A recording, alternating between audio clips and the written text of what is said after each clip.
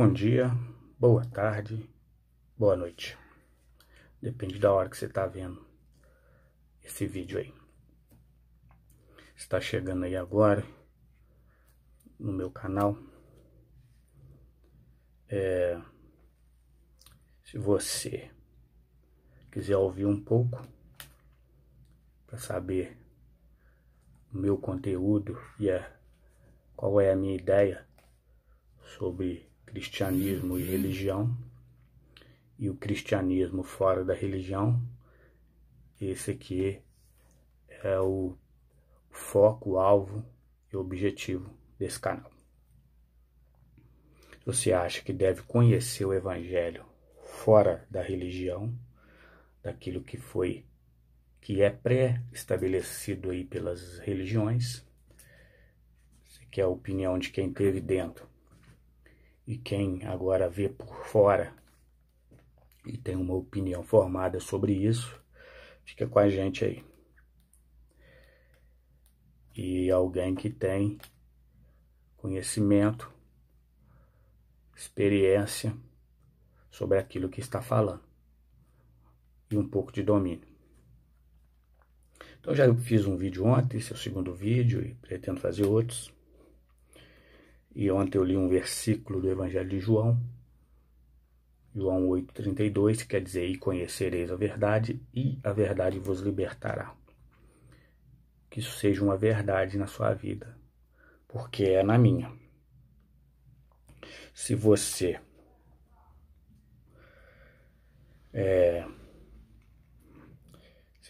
como eu está cansado de ouvir aí contos do vigário a nível de religião,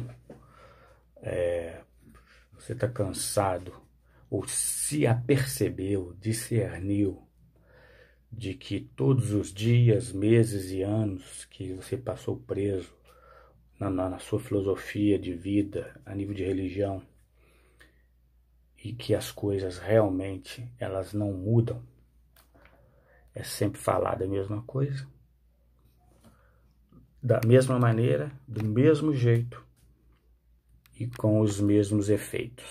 A verdadeira montanha que pariu um camundongo. Esse hoje é o meu prisma do que é a religião.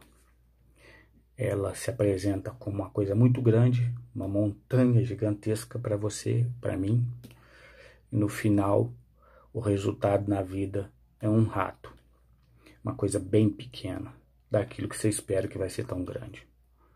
Porque o evangelho, ele é muito simples e puro, como eu falei ontem, num vídeo anterior. Então hoje eu vou falar um pouquinho sobre ritos e mitos, e você faz aí o seu julgamento. Aquilo que você entender que está certo ou não, você põe em prática na sua vida ou não, isso aí fica a caráter de cada um. Uma coisa que eu propus para mim é falar o que eu penso, como alguém entendido nos evangelhos. Me propus a não mais me omitir, a não agradar a todo mundo. E eu, como alguns ditados, e um deles é aquele: deixei de ser branco para ser franco.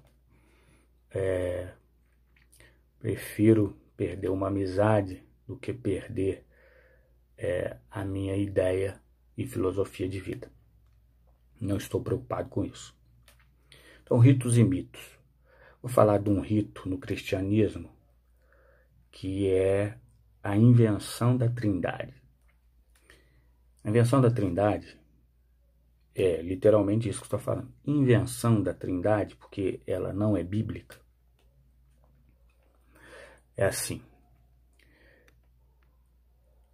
Terceiro século depois de Cristo, um imperador romano chamado Constantino fez um concílio chamado Concílio de Nicéia, mais ou menos 322 a 325 depois de Cristo. E o que ele percebeu? Que todos os povos, os romanos, os gregos e todos os outros tipos de povos, os egípcios, tinham vários deuses, e só os hebreus, o judeu, tinha um único Deus, adoravam só um Deus. Mas a partir de Cristo, o evangelho foi espalhado para as outras nações, não ficou mais a Torá, que era só dos judeus, agora eram as boas novas, evangelho, quer dizer, boas novas, espalhou para as outras pessoas, para os outros povos.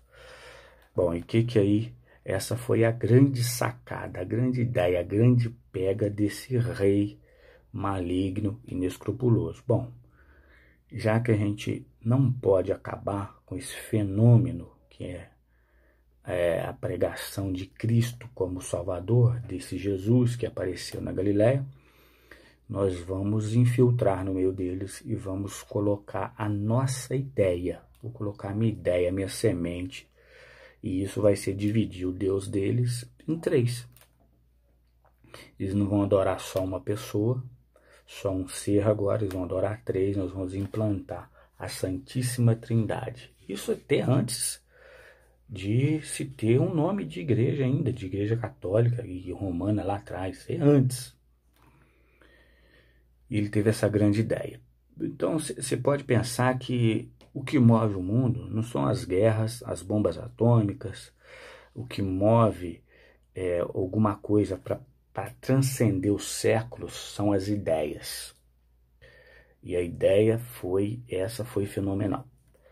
E ela atravessou os séculos, atravessou mais de 1000 anos e chegou até nós. E pessoas batem o pé e juram que é desse jeito.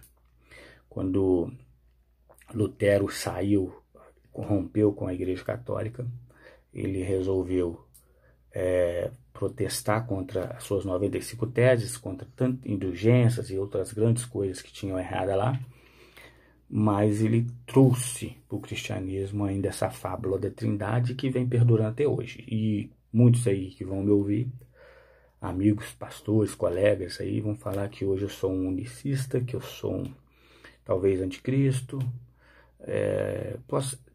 vários nomes. Mas como eu já disse, eu prefiro perder o amigo do que perder aquilo que eu creio. Eu deixei de ser branco para ser franco. Então aqui eu estou para expressar o que eu acho, tá? É um canal meu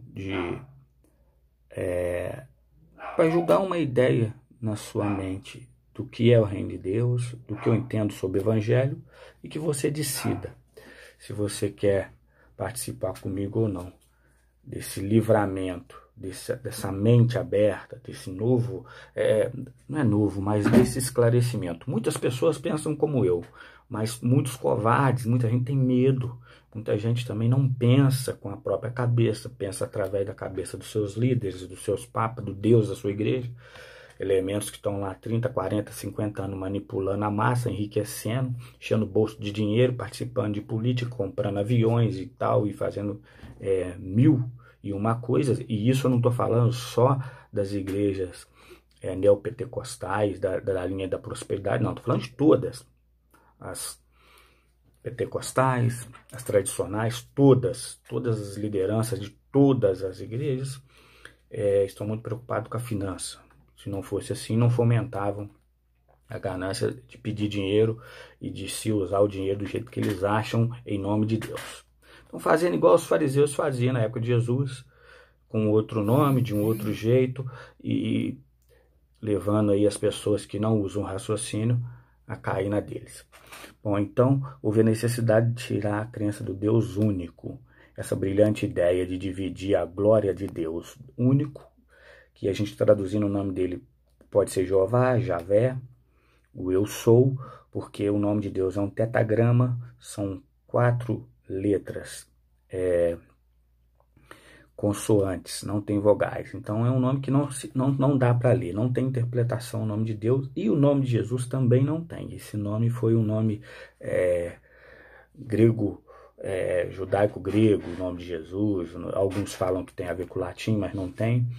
Então foi para a gente entender e conseguir colocar esse nome no Deus que a gente conhece, que ele, além de não ter corpo presente, ele é invisível, ele só se manifesta em presença, ele também não tem um nome que se possa ser proferido por nós. A gente não consegue, ninguém sabe qual é o nome realmente de Deus. E digo ali, para quem não sabe, Deus não é um nome, é um título, como rei. Então todo rei tem um nome, rei Arthur, rei tal, tal, tal. Deus é um título, não é um nome. Por isso que tem vários deuses, né? No Egito tem seus deuses, Ra, deus do sol, Ísis e grandes outros aí. E lá na Grécia também tem seus deuses, Roma também, Apolo, aquela coisa toda. Então Deus é um título.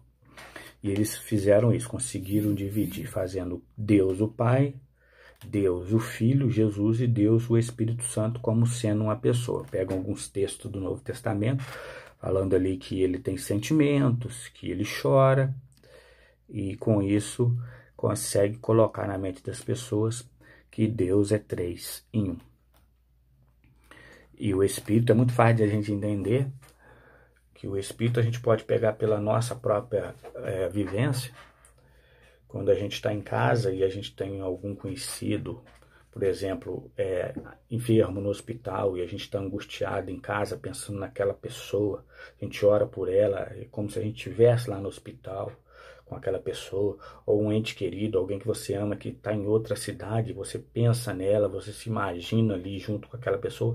Gente, o Espírito é isso, é a presença nossa num lugar onde a gente não está. Isso nós estamos falando de mente humana limitada. Agora imagina Deus. Quando Jesus falou assim, eu vou para o Pai e vou enviar o Consolador, o Espírito Santo da verdade, que vai estar com vocês todos os dias, ele estava falando da sua própria presença, não uma terceira pessoa. Então vamos lá.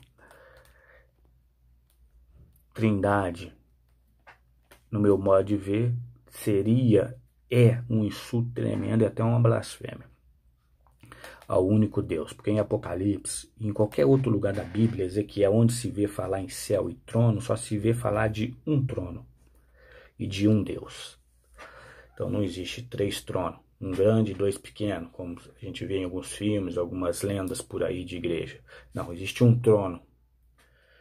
Então essa mentira foi muito bem contada, semeada como uma ideia de verdade absoluta. E ela atravessou os séculos. Ai de quem dizer que Trindade é a invenção de homens loucos, que nem de Deus eram, de um concílio de um rei maluco com outros tão loucos quanto ele, à beira do cúmulo do absurdo. E essa gente maligna, suja, baixa, governava o mundo naquela época e dominou os cristãos com essa mentira, porque os açoites, julgar eles na arena, matar, isso não estava adiantando, então vamos entrar no meio com uma ideia que absolva todo mundo e a gente consiga colocar, implantar isso. Isso foi muito bem acolhido, porque isso trouxe uma paz, uma tranquilidade, isso trouxe ali um domínio da igreja em cima do ser humano. Aquilo que Cristo arrebentou quando ele veio, acabou com o domínio de igreja sobre o homem, o domínio pirâmide, que um está lá em cima, o sumo sacerdote, levita, até chegar no povo. Isso acabou. Jesus fez ficar horizontal, somos todos iguais. Príncipes, reis, sacerdotes estão todos no mesmo nível. É isso que Jesus veio fazer e que ninguém aceitou, e até hoje as pessoas falam de Deus, reino de Deus e pregam de Deus, mas ninguém quer. Quer sempre um homem dominar sobre o outro, ter sempre um rei, um Deus, um papa carnal como nós. Mas não foi isso que Jesus colocou para nós. Ele colocou o seguinte: somos todos iguais, uns com mais experiências, uns com menos. Somos todos iguais. Hoje o Evangelho, ele está à sua disponibilidade, entendeu? Examina ele, baixa a Bíblia, o Evangelho aí, o seu aplicativo, leia o Novo Testamento, entenda por si mesmo, ore a Deus, você vai conseguir se esclarecer de tantas aberrações que estão por aí, de engodos, manipulação, manipulam versículos em Malaquias para poder te provar que você é obrigado a dar um dízimo, manipulam que você é obrigado em Hebreus a congregar na igreja deles, que você não pode. Então, ela é toda manipulada. Aí fala assim, fulano é que manipula é heresia, fulano é que manipula é heresia. Mas no fundo, todos manipulam. Por isso que temos várias igrejas com vários nomes, com vários porque há uma briga de interesse, principalmente financeiro, de ego, egocentrismo, de poder. Então ninguém quer andar junto. Cada um quer ter o seu domínio, quer ter o povo para poder chamar de seu, para dominar sobre ele, para escravizar, para tirar o dinheiro, para poder se enriquecer. Comprar terrenos, templos grandes, casas, fazendas, carros, viagens, tudo em cima da fé daqueles que são iludidos aí por falta de leitura e de conhecimento.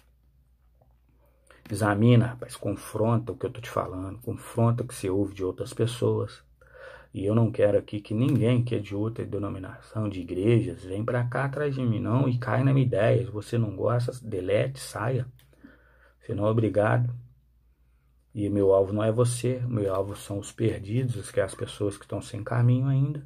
E eu estou dando uma opção de um segmento, entendeu? De um evangelho sem fronteira, de um evangelho sem ser aprisionado no cabide religioso, de um evangelho fora de pirâmide sacerdotal de homens. Jesus acabou com isso, tá? Não existe a pirâmide, fulano é o bispo, é o papa, eu não sei quem, é ungido e eu não, isso existe. Aquele que converte a Jesus, crê como Senhor, é batizado nas águas, tem um coração puro, santificado, ele nos colocou no mesmo nível, somos todos iguais. Então, você tem capacidade de entendimento, leia e procure fazer a sua parte. Não precisa acreditar em mim antes de ler. Tem o seu próprio entendimento.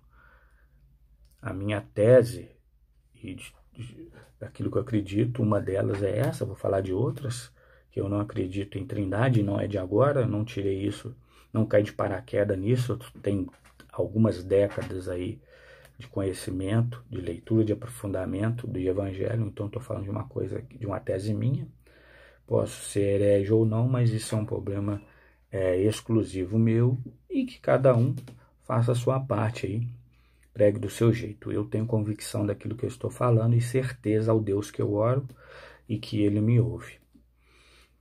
Então está escrito essas coisas. Eu acredito em um único Deus que está sentado no trono e o Cordeiro. A ele seja a honra e a glória para sempre. Isso está em Apocalipse. Um trono, um assento, um cordeiro.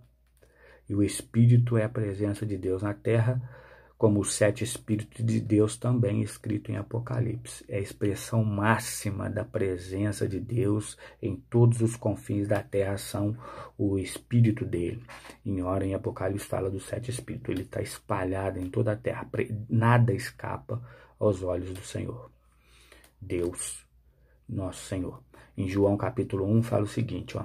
Do princípio era o verbo estava com Deus, o verbo era Deus. E o verbo se fez carne e habitou no meio de nós.